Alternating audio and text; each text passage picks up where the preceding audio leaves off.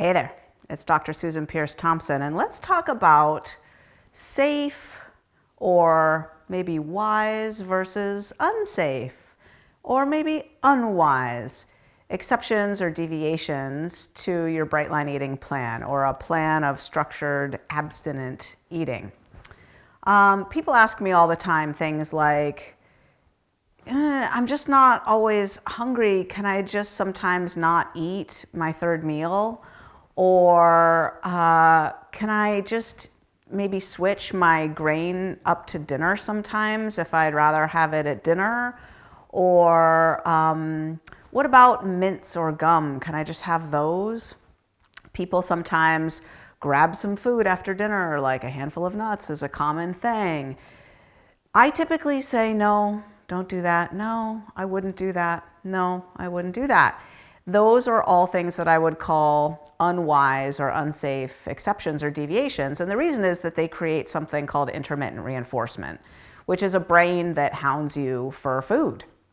Just like an addict to gambling is, sometimes in Vegas pouring quarters into a slot machine, just pulling that lever. They're looking for the intermittent payoff. They know that sometimes it pays off and they're thinking, maybe now, maybe now, maybe now. Our brains are the addicts and they hound us for food if we reinforce intermittently. They think, well, maybe now you'll give in. Maybe now you'll give in. And so they hound us. They say, maybe eat something. How about now? How about now? How about now? And we have what's called food noise these days, right? Like a life of no peace.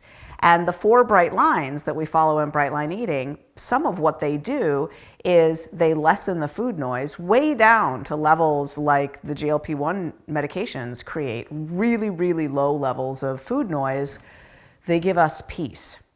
So when we don't eat sugar, we don't eat flour, we eat only meals and we don't graze or snack in between, and we bound our quantities, usually weighing our food with a digital food scale, those crisp, sharp boundaries give us peace. Okay, so that's all clear.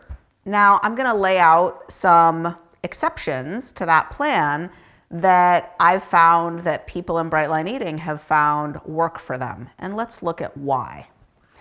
So I fly a lot from the East Coast to the West Coast and back.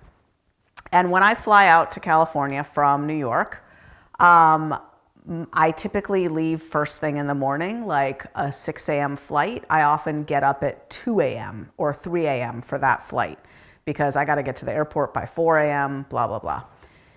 And I live in Rochester, New York. There's no direct flights. So I've got a connection. By the time I get out to California, it's noon, California time. I'm getting to bed at 9 p.m.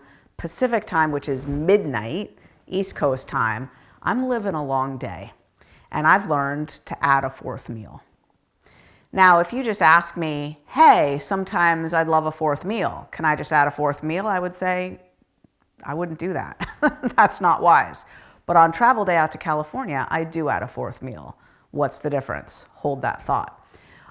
What about the fact that in bright line eating, we don't do artificial sweeteners? That's included in the no sugar bright line. So no sugar includes artificial sweeteners of all kinds. And yet right before this vlog, I was sucking on a sugar-free cough drop.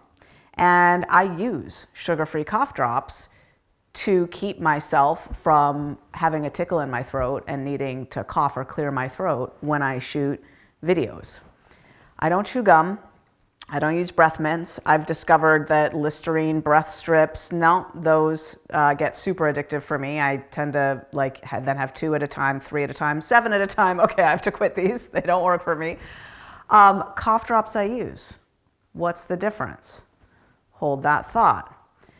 Another one is what's now called a replenishing meal in bright line eating. Someone bikes 50 miles. Well, they're going to need some extra fuel for that, right? So people have created little ways to get light, nutritious, power-packed meals. Some people are like mashing yam and, almond butter or something in a little baggie so they can whatever. That people have these replenishing meals that they have. If you'd have just said oh, I want a spoonful of peanut butter in the middle of the afternoon, I would have said, no, not wise. I don't recommend that. But the replenishing meal gets a thumbs up as a wise option. So what's the difference here, and why do these things that people are doing that by all rights look like exceptions, why are they not activating the intermittent reinforcement effect? I got asked this in a workshop that I was giving recently. I was giving a workshop called Aligned, and it was about how to get aligned with what you're doing with your Bright Line Eating program. Because I know that people do all kinds of things. I'm not the Bright Line Eating police. People ask me for my advice, and I tell them what I've seen typically work and not work. But I'm always reminding people, hey, you're self-responsible. Do what works for you. Work your Bright Line Eating plan or Slight Line Eating plan or whatever you prefer to do in a way that works for you. So someone asked me, why do these things that you're telling people is you know, like kind of thumbs up, wise, approved, why aren't they triggering intermittent reinforcement? So here's the difference. Each of those examples that I gave, the replenishing meal, the cough drop, the fourth meal when you fly from East Coast to West Coast, each of those examples happens in a specific context or environment or situation.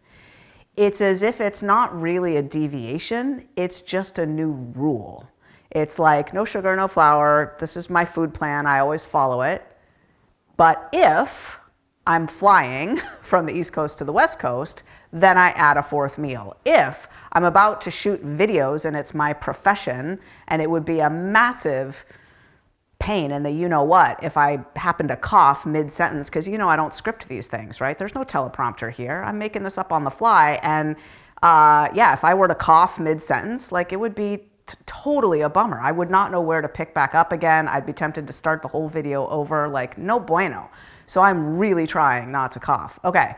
And if someone's biking 50 miles, right, we need to give the body the fuel that it needs. So if we're in this situation, then we do X, Y, Z. It's a rule, right? It's a specific, clear context.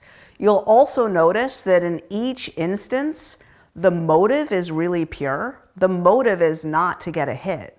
The motive is to have the sanest, most rational, bright line day under the circumstances.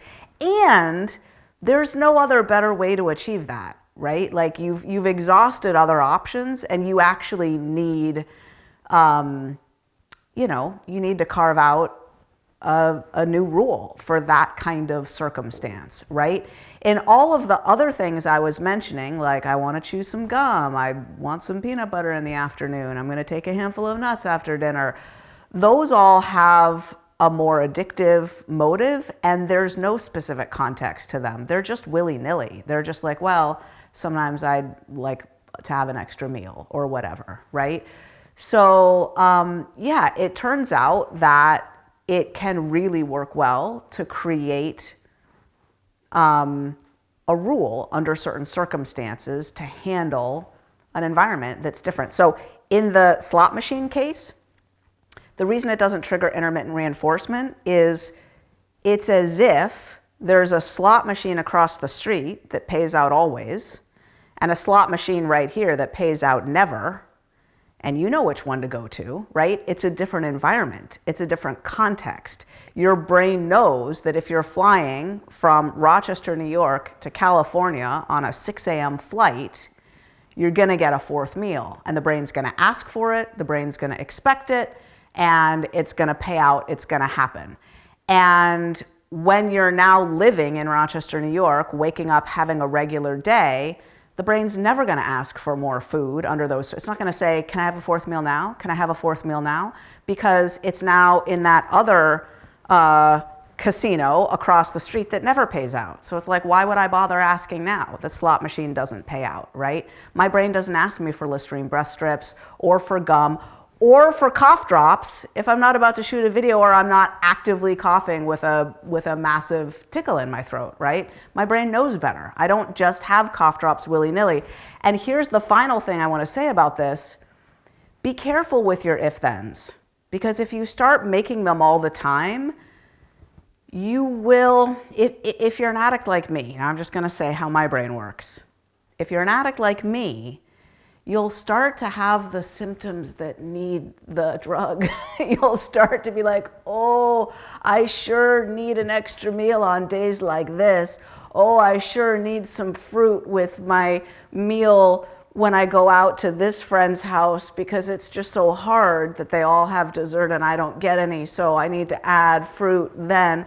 No. I sit there and I have some herbal tea, or I sip water, or I do nothing, and they have their food and I don't have any. That's part of living the way I live with food, is some people are eating and I'm not eating all the time. I suck that one up, buttercup. But yeah, so be careful. If you start to create if-then rules with the motive of getting a little more, getting a little sexier, and having a food addiction gremlin monster in play, you will train your brain to always be looking at scenarios where it makes sense or it's a new context. So that's the only thing I just want to say, is there are limits to the effectiveness of this or the wiseness of it.